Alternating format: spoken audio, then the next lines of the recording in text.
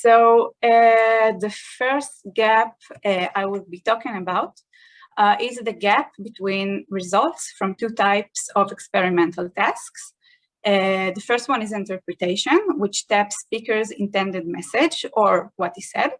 And the second one is verification, in which participants judge whether a proposition is true given a certain state of affairs.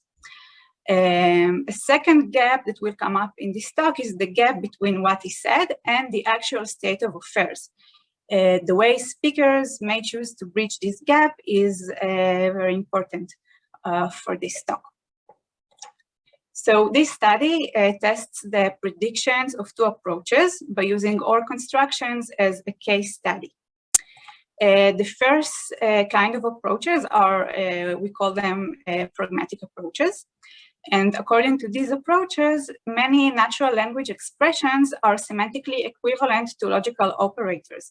We're talking about expressions such as and, or, quantifiers like some, etc.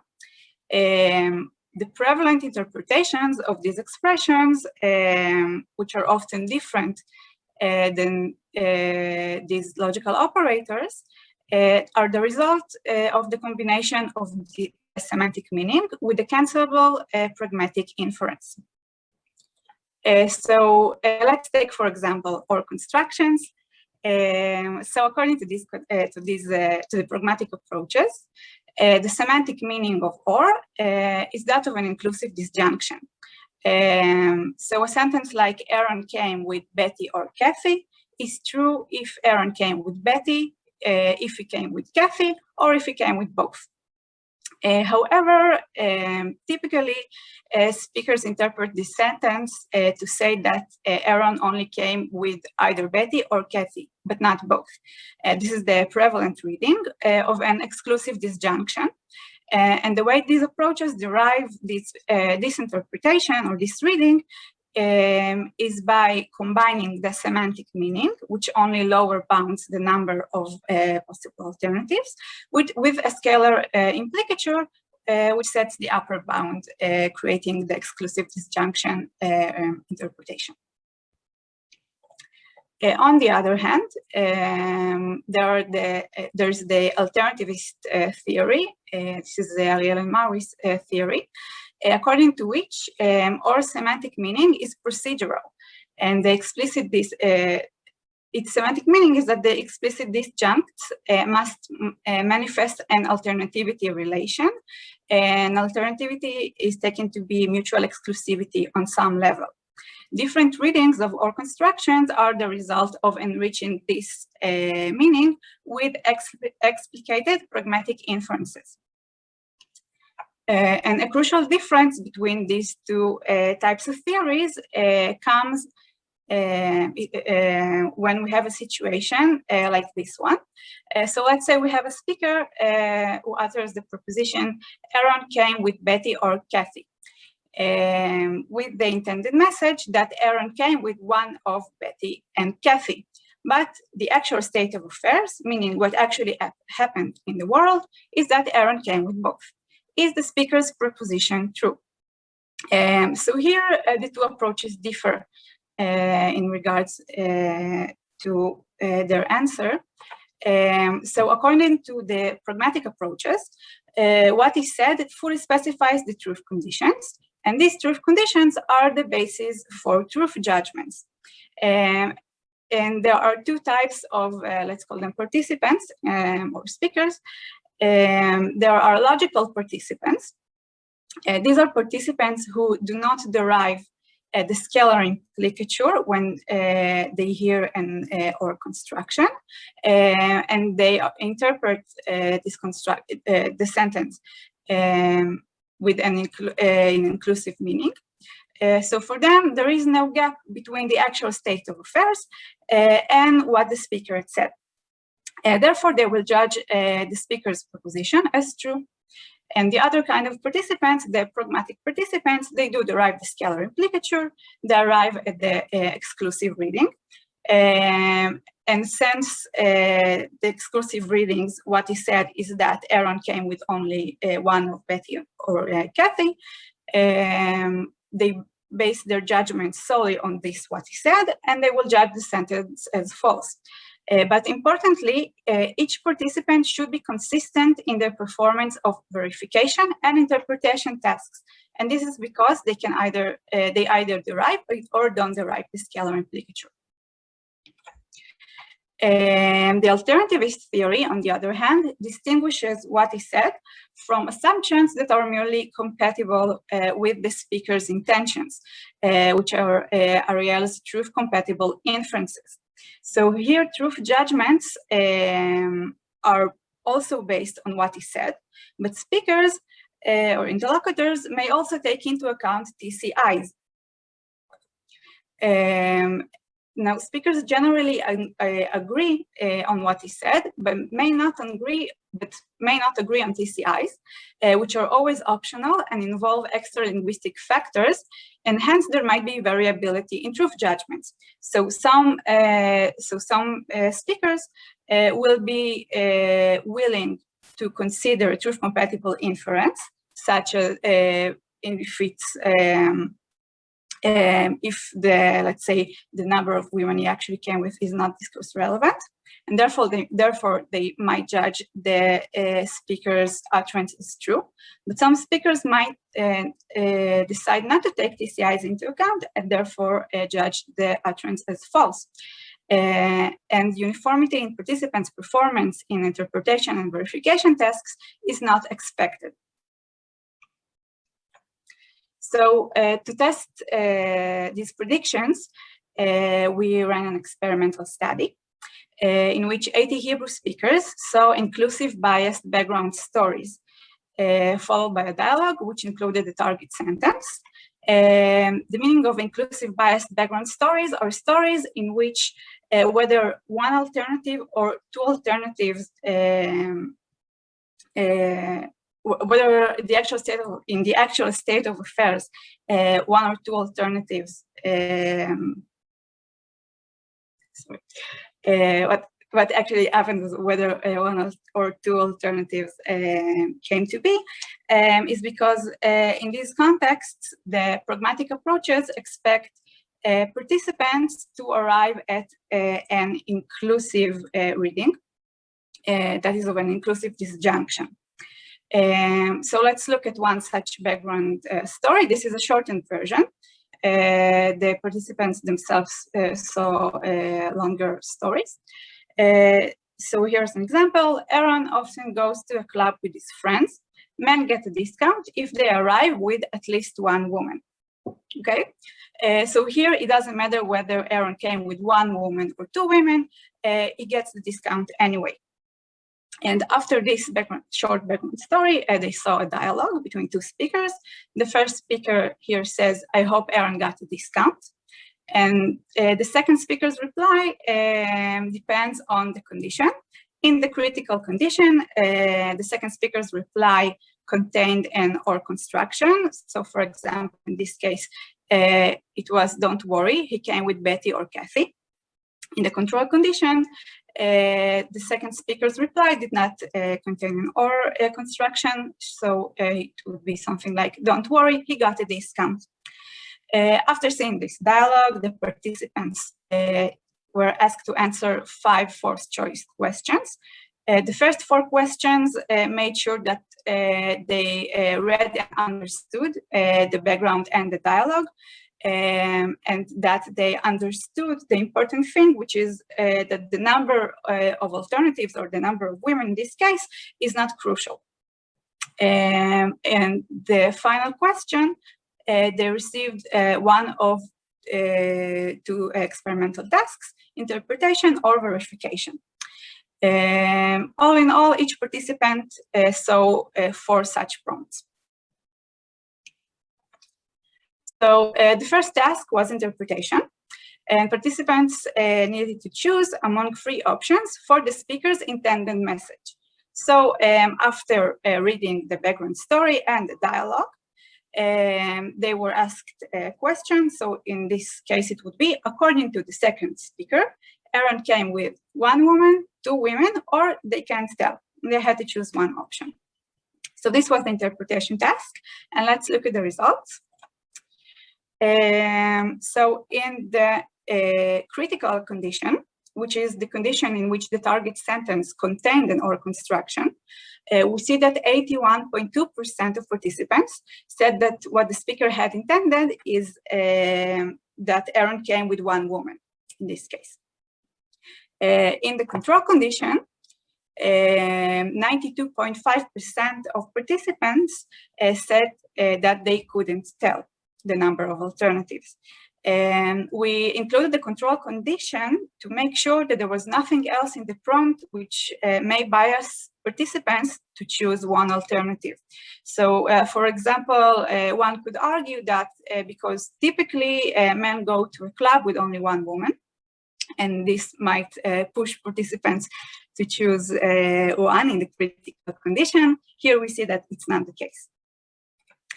Crucially, we see that participants did not consider two a possibility according to the speaker, specifically in the control condition. So we also see that speakers were quite uniform in their answers when asked about what the speaker had intended, and that all constructions were not interpreted as inclusive disjunction or in inclusive biased contexts. If they had been interpreted as inclusive disjunction, we would expect in the critical condition to have a lot more can't tell answers, because the inclusive disjunction allows for one or two alternatives. It doesn't specify the exact number. The second task, which was verification. Here, once again, participants saw the story, saw the dialogue, and they were then told in the task the actual state of affairs, what the actual state of affairs was, and they had to judge the truth of the target sentence. And of course, every time the participants were told that both disjuncts hold. So in this case, they were told that it turns out Aaron came with both Betty and Kathy. Is what the second speaker said true? And they had to answer either true, false, or can't tell. So let's look at the results. In the critical condition, which was with the or construction, we see that 46.2% of participants judged the second speaker's utterance as true, and that 51.2% of participants judged it as false, so almost half and half. In the control condition, 89.9% of participants judged this sentence as true. What's interesting is that many participants judged all constructions as true when both disjuncts were true, despite not considering it to a possibility according to the speakers. So it's, once again, we have the same participants doing both tasks with different stories each time, but they were doing, each participant were doing two tasks. So it's almost as if they changed their mind between the tasks.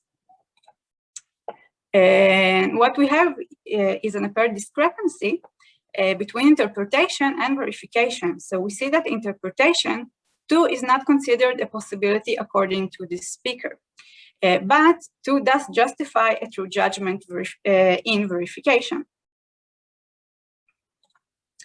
And we also see that participants' responses are consistent in interpretation, but they are variable in verification. So interpretation, we interpret these results, and we argue that interpretation tasks directly probe what is said, hence responses are consistent across speakers. Because speakers typically agree on the intended message they hear. Verification tasks may also rely on truth-compatible inferences, which doesn't happen in interpretation. And hence, responses are variable across speakers. And for all constructions, two is not a part of the speaker's intended message or what is said. It is only an optional truth-compatible inference. only the alternativists' predictions are borne out, since only they can account for the gap between interpretation and verification. Summing up, we see that speakers consistently interpret all constructions to mean one, but variably judge them as true or verify them when both disjuncts hold. And these results are predicted by the alternativist account for all constructions. The variability of responses in verification, as well as the discrepancy between interpretation and verification, provide further support for the reality of truth-compatible inferences, which can only play a role in truth judgments. Thank you. Very good timing. Great, thanks. I stop the share. There are no, there's nothing in the Q&Rs, but I'm looking at your hands. You can either wave or... Elitzur Bar-Asher Sigal had his hand. Okay. No? Oh, sorry. Okay. Okay, Elitzur, unmute yourself. No? That was a no? Okay. It was just clapping. Okay.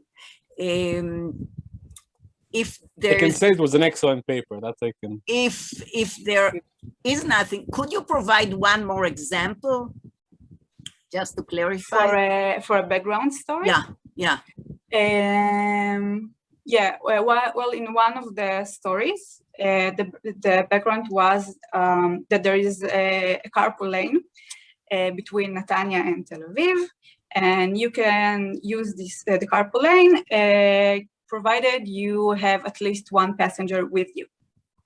And then I think the situation was in an office, people talking about whether someone is coming or is going to make it in time for a meeting. And in the dialogue, the target sentence is, don't worry, she came with X or Y. So it's a very similar context. There's at least one condition, right? That the person who needs to get in time for the meeting needs at least one person with her to use the carpool lane. So yeah, it's that's the context. Okay, thanks. Other suggestions? I think we also, let me intervene. I think we also had inanimates. You have to achieve one or this thing to get a prize. I don't think it was always human. No, It's so long. Yeah, it's been a while. No, but we have a few more minutes. She was very so you can elaborate if you want. I think in one of the contexts, someone needed to donate to at least one charity to get into a raffle to win a prize. And I think the last one was also with people, right? It was so long ago. I don't remember the exact ones. Right, someone working in a high-tech company, and they need to get at least one more person to work at the company to get like a bonus. Okay. And let me maybe jump in and say that we had a special question making sure the subjects understood that this was the context, okay? This was very pertinent. It's not that they maybe forgot about it, because we asked them specifically, what do you need to do in order to get a discount to get to the club? And they answered they correctly chose at least one. In other words, it's not by mistake, okay? They were aware of the context. Nonetheless, their interpretation was just one woman. Their verification said, okay, in this case, it doesn't matter whether it came with one woman or two women. It came with two women, I'll say, yes, that's true, okay? Because the difference doesn't matter. But the interpretation, oh, it's just one woman. I see a hand by Danny Kalev. Okay, Danny. Okay, a very quick question that arises after Mira's comment. What is the difference if you have looked at various tenses, for instance, using Jack came with Kathy or someone, or Jack will arrive with someone or someone else? So do you see any significant differences with the interpretation of or with respect to different tenses or temporal interpretations? Well, it's actually a good question. All the target sentences were in the past tense. So we couldn't really look at differences in this experiment. Well, we had to make sure there was a hardcore fact. So that could only be... Okay, that's exactly the point, because past tense tend to be very factual, whereas future tenses are more lenient or more flexible with respect to the interpretations. Yeah. Interesting. Okay, we have a minute or 2 minutes, in fact. So it would be interesting to see maybe the future tense might allow participants to maybe be more lenient into using truth compatible inferences, because they might interpret the target sentence as somehow guessing or trying to figure out what's going on, and then when they are almost right, it could be good enough for participants to judge their utterance as true, even though this is not exactly what they meant. Jack. Yes, I'm wondering if perhaps this is going a little bit beyond your experiment, but perhaps one reason why the truth-compatible inferences allow for lenience maybe relates to the research of Shirley Orr on truth. In other words, if truth is a sort of a moral judgment on that reflects on a person, this might be a reason to sort of avoid the social danger of condemning someone for having lied. So if after the fact you have to judge someone's truthfulness, you might find it important to give them a little bit of leeway. Can I jump in? Yeah. Well, yes, of course. And I might add that actually defaultist theories like Danny Fox's, etc., talk about the principle of charity, which in this case is really equivalent to the truth compatibility, where, okay, the speaker said X, state of affairs is Y, there's a gap, but I'll be charitable to them, okay? So once again, yes, truth is negotiable. Good enough would be something like this. It's good enough. It's not a lie. It's a good enough. Yes. Good, great.